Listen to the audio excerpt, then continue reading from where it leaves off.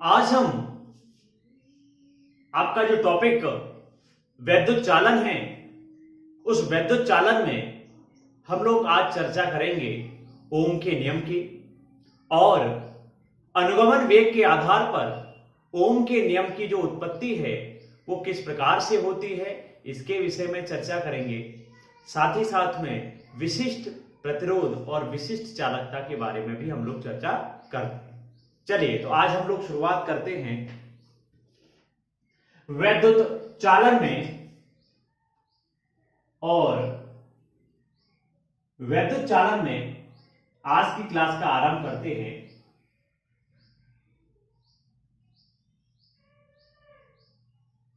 ओम के नियम से। जैसा कि हम और आप जानते हैं कि किसी भी चालक तार में यदि आप उस चालक तार के सिरों पर क्या करेंगे, विभव लगाएंगे, तो ऐसी स्थिति में होता क्या है, ऐसी स्थिति में आपका जो है उस चालक तार में वैद्युत धारा प्रवाहित होने लग जाती है। और जब ये वैद्युत धारा प्रवाहित होती है तो ऐसी स्थिति में हमें और आपको ये ध्यान रखना है कि उन वैद्युत धारा और विभवांतर के बीच में जो संबंध है, उस संबंध को स्थापित करने के लिए आपका जॉर्ज साइमन ओम ने अपना जो नियम दिया, और उस नियम को ही क्या कहते हैं, ओम का नियम कहते हैं।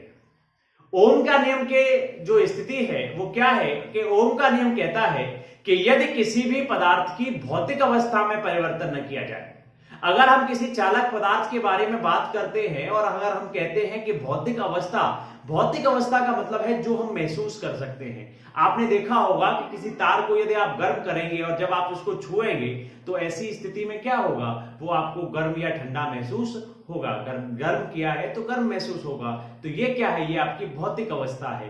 तो यदि ओम का नियम कहता है कि यदि किसी भी चालक तार की भौतिक अवस्था में परिवर्तन न हो तो ऐसी स्थिति में जो चालक के सिरे हैं उस पर जो विभवांतर होता है और वैद्युत धारा जो होती है, उन दोनों का अनुपात नियत रहता है। अब कैसे रहता है उस पर हम लोग चर्चा करते हैं। देखिए, ओम का नियम क्या कहता है, ओम के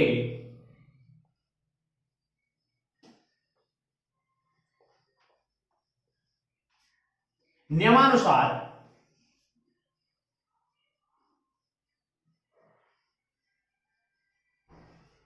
यदि किसी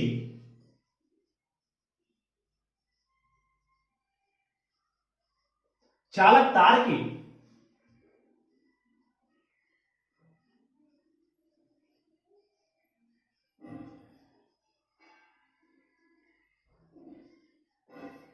भौतिक अवस्था में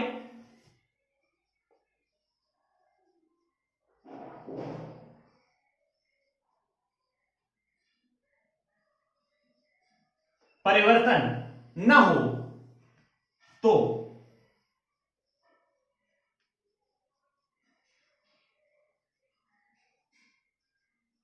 चालक तार के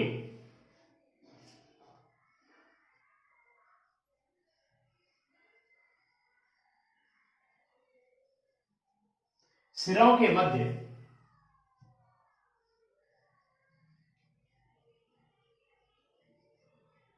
विभवांतर एवं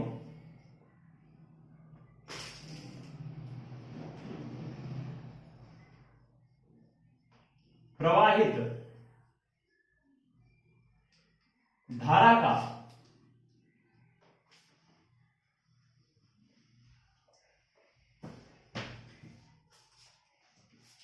अनुपात जो है वो सदैव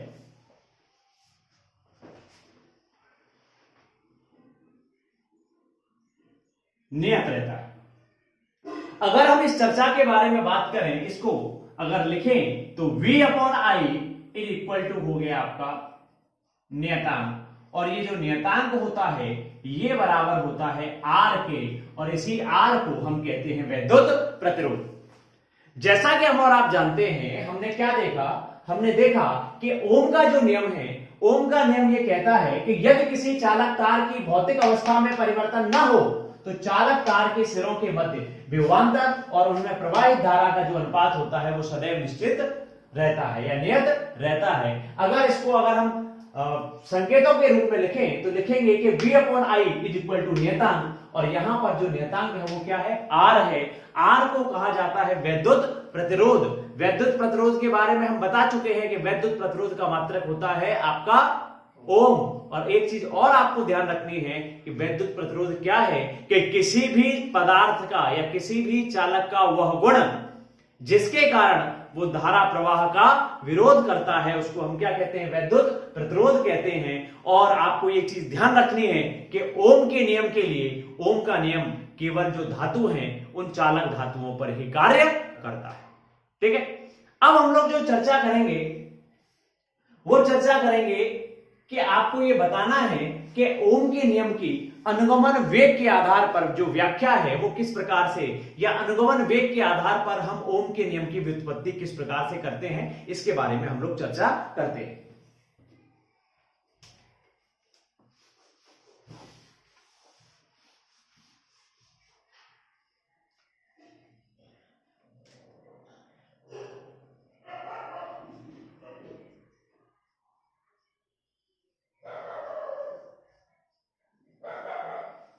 अनुगमन वेग कहें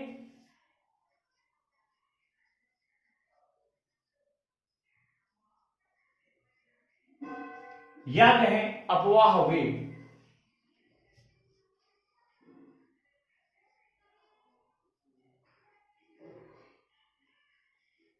के आधार पर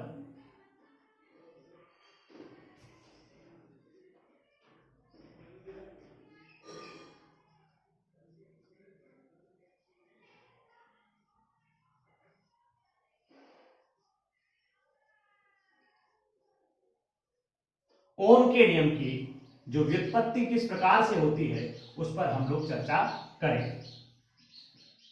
अर्थात ये कह सकते हो कि अनुगमन वेग के आधार पर हम ओम का जो नियम है कि V अपॉन आई का जो अनुपात है वो एक नियतांक के बराबर होता है, इसको हमें सिद्ध करना है। चलिए, तो सबसे पहले अब हम लोग शुरुआत क्या करते हैं कि देखिए,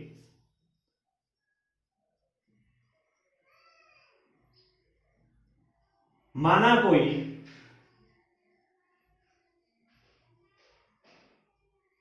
चालक तार, या ये कह लीजिए माना कोई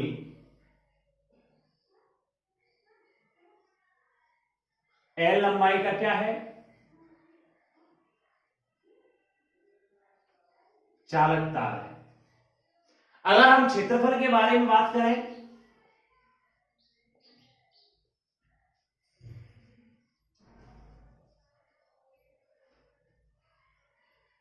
क्षेत्रफल है उसका A, और उस चालक तार में क्या है, जो इलेक्ट्रॉन बह रहे हैं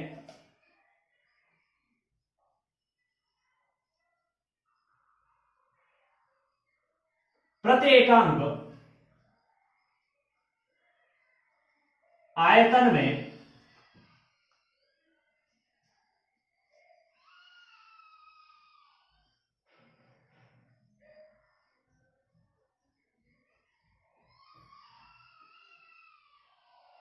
प्रवाहित इलेक्ट्रॉनों की संख्या क्या है, स्मॉल n है।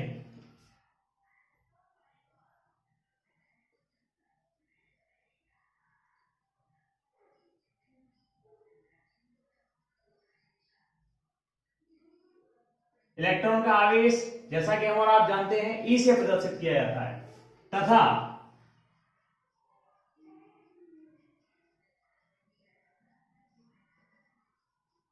अनुगमन वेग क्या है, Vd है।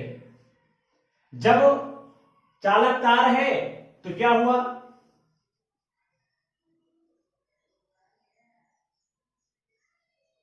चालक तार के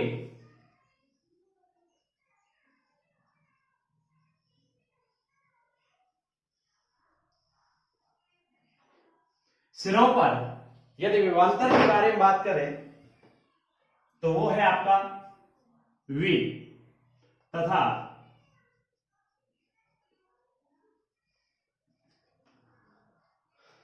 वैद्युत क्षेत्र क्या है, कैपिटल E है।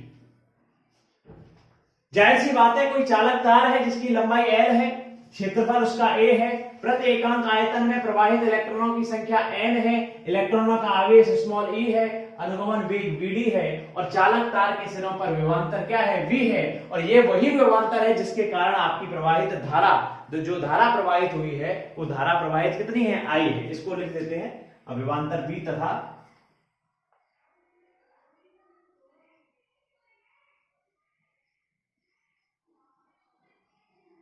प्रवाहित धारा I है तथा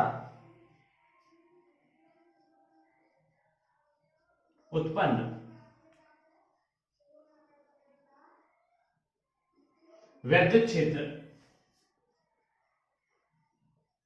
कैपिटल E। अब जैसा कि हम और आप पढ़ चुके हैं, देखिए I बराबर होता है NeAVD, ये हम और आप ऑलरेडी पढ़ चुके हैं। और साथ ही साथ में हम ये जानते हैं कि E बराबर V/L, ये भी हम लोग जानते हैं। हमारे पास दो स्थितियां हैं, I बराबर NeAVD और दूसरा है E बराबर V/L। ये इसको मान लीजिए इक्वेशन 2 मान लिया आपने। अब होता क्या है, जब ये वैद्युत क्षेत्र की वजह से इलेक्ट्रॉन्स यहां पर जब मूव करेंगे तो ऐसी स्थिति में इलेक्ट्रॉनों के द्वारा क्या लगेगा, एक बल लगेगा। और देखिए बल अगर लगेगा तो क्या हुआ,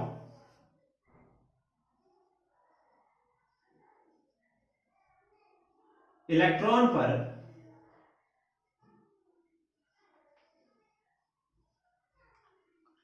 अगर हम कार्यरत बल के बारे में बात करें तो हम क्या जानते हैं, बल F बराबर ma, ठीक है।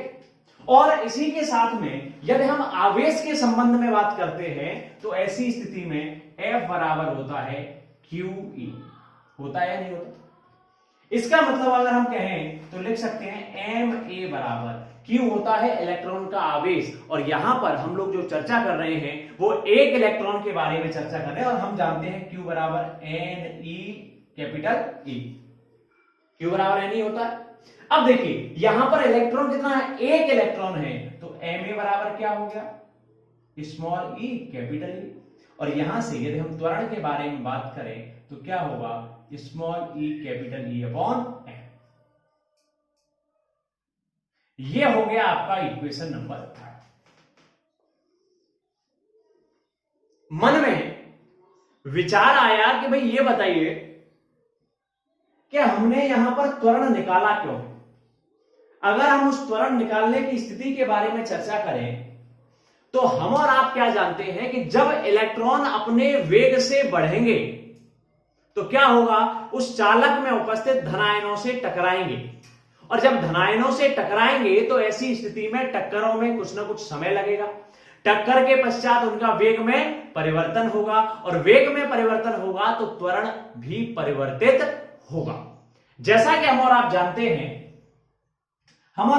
हैं कि V equal to capital U plus AT होता है।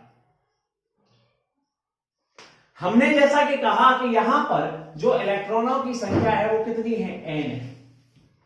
अगर मान लीजिए किसी इलेक्ट्रॉन का आरंभिक वेग U1 है और जो टक्कर का समय है, देखिए हमने क्या कहा,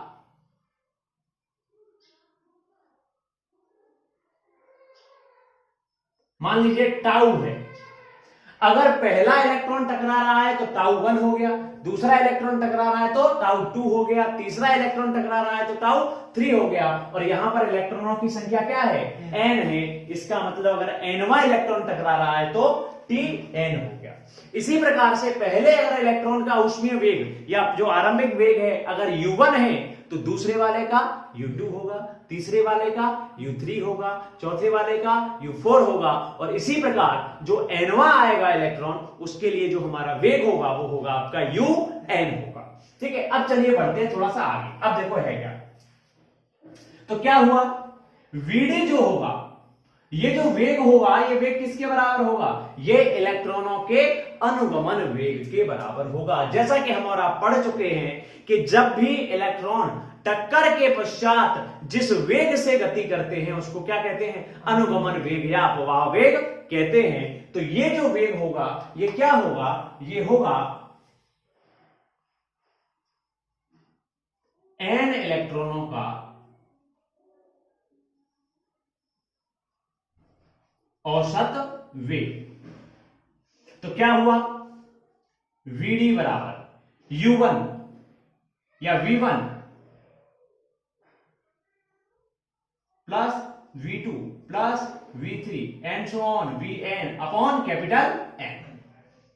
अब क्या हुआ, Vd बराबर क्या हुआ, V1 का मान रखिए U1 A tau 1 plus U2 plus A tau 2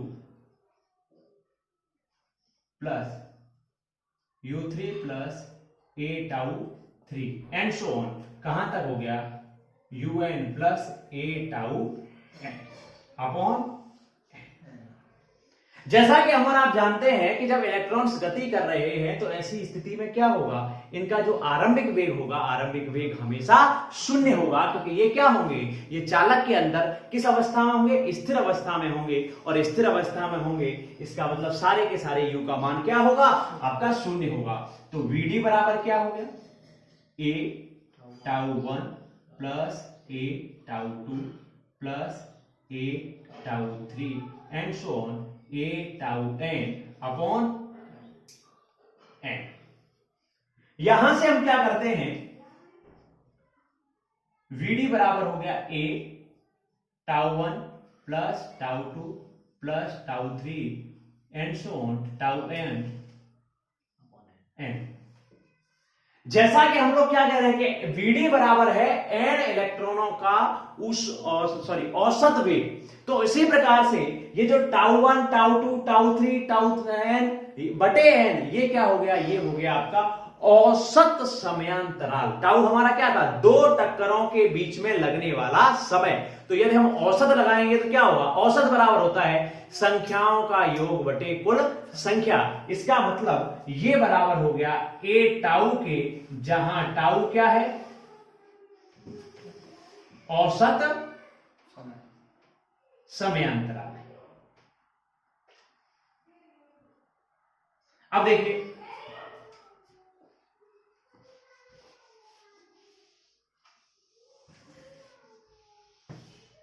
हमारे पास स्थिति जो निकल के आई है वो क्या है,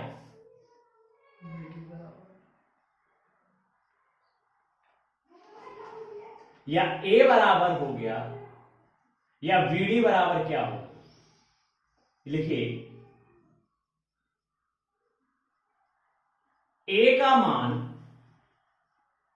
समीकरण, A का मान समीकरण थर्ड से रखने पर, जब यहां से मान रखेंगे तो क्या हुआ, Vd बराबर A का मान कितना हो गया, small e capital E upon m और टाउ। अब देखिए E का मान रखिए,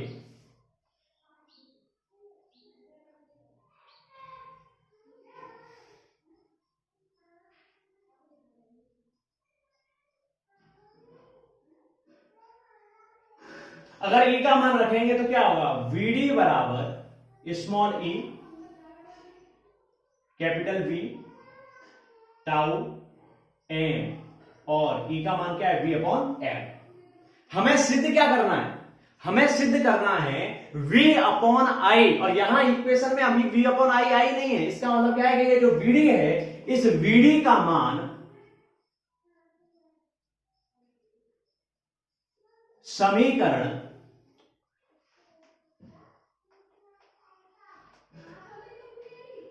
फर्स्ट में रखने पर। क्यों रख रहे हैं, क्योंकि हमें क्या लेके आना है, हमें V और I का रिलेशन लेके आना है। यहां पर हमारे पास V तो मौजूद है लेकिन I मौजूद नहीं है। अब इस वैल्यू को पुट करते हैं तो I बराबर क्या हो गया, n small e A, Vd का मान हो गया small e capital V tau upon m n। क्या हुआ, I बराबर n small e square A V tau upon m n। यदि इस स्थिति को आगे बढ़ाएं तो क्या होगा कि V अपॉन आई बराबर, देखिए आई किधर आया तो ml ऊपर पहुंच गया, ml upon N E square A tau. जैसा कि हम और आप जानते हैं V अपॉन आई किसके बराबर है, आर के। आर बराबर क्या हो गया, M L N E square A tau, है ना, जो कि किसके बराबर हो गया, नियतांक के बराबर हो गया, क्योंकि आर क्या होता है, नियतांक होता है।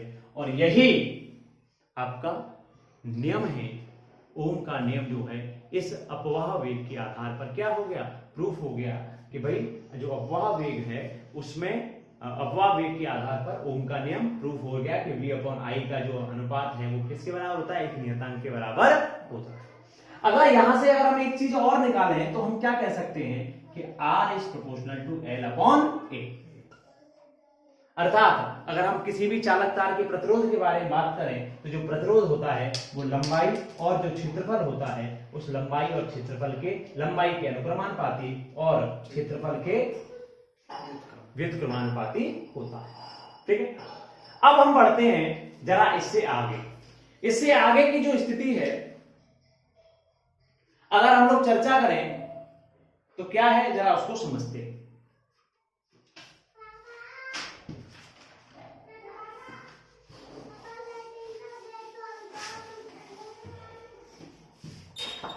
चर्चा करेंगे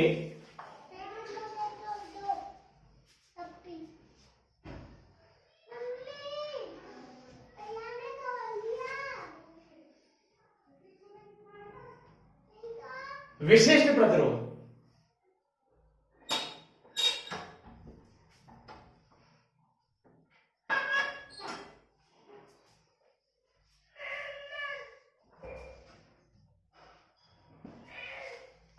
या जिसको कहते हैं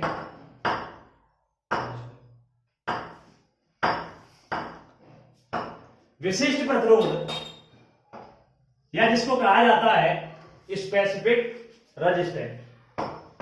स्पेसिफिक रेजिस्टेंस क्या है,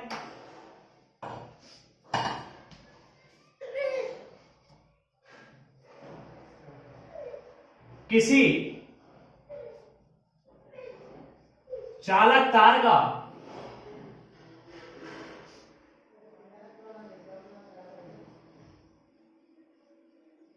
वैद्युत क्षेत्र एवं किसी चालक तार का वैद्युत क्षेत्र एवं धारा घनत्व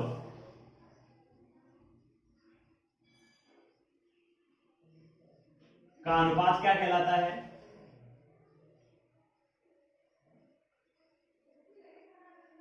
विशिष्ट प्रतिरोध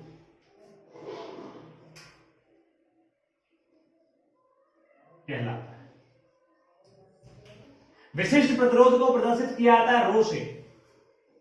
रो बराबर कहा जाता है वैद्युत क्षेत्र E अपॉन धारा। धारा के बारे में अगर हम लोग बात करें तो धारा होती है J, धारा घनत्व। ठीक है, अगर हम लोग इस स्थिति को आगे जानते हैं कि देखो E बराबर होता है, अगर किसी भी चालक के सिरों पर अगर विभव V है और चालक तार की लंबाई L है तो ऐसी स्थिति में वैद्युत क्षेत्र E बराबर होता है V अपॉन L एवं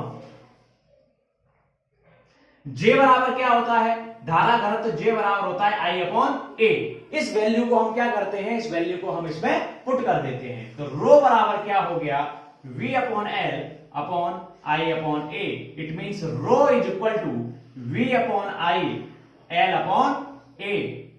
और यहां से जैसा कि हम और आप जानते हैं V अपॉन I क्या होता है, V अपॉन I होता है R। इसका मतलब क्या हो गया कि rho is equal to R L upon A। अगर हम रो के मात्रक के बारे में बात करें तो इसका मात्रक होगा ओम मीटर। ठीक है, अब जिस प्रकार प्रतिरोध का उल्टा प्रतिरोध का व्युत्क्रम कहलाता है वैद्युत चालकता, उसी प्रकार से विशिष्ट प्रतिरोध का उल्टा जो कहलाता है, व्युत्क्रम जो कहलाता है वो कहलाता है विशिष्ट चालकता। और इस विशिष्ट चालकता को सिग्मा से प्रदर्शित करते हैं। यदि हम इसके मात्रक के बारे में बात करेंगे तो विशिष्ट प्रतिरोध का मात्रक रो होता है, इसलिए विशिष्ट चालकता का विशिष्ट प्रतिरोध का मात्रक होता है ओम मीटर होता है, इसलिए विशिष्ट चालकता का मात्रक होगा ओम मीटर का होल इनवर्स। जिस प्रकार से अगर हम कहें कि रो बराबर होता है आर एल अपॉन ए, तो आपका विशिष्ट चालकता हो जाएगा ए अपॉन आर एल। या यहां पर हम लोग जो पढ़ते हैं कि रो बराबर ई अपॉन जे जो होता है, इसी प्रकार से विशिष्ट जब चालकता के बारे में बात करेंगे तो ये हो जाएगा जे अपॉन ई। ठीक है, तो इसी के साथ में आज की जो ये क्लास है, इस क्लास को हम समाप्त करते हैं। धन्यवाद।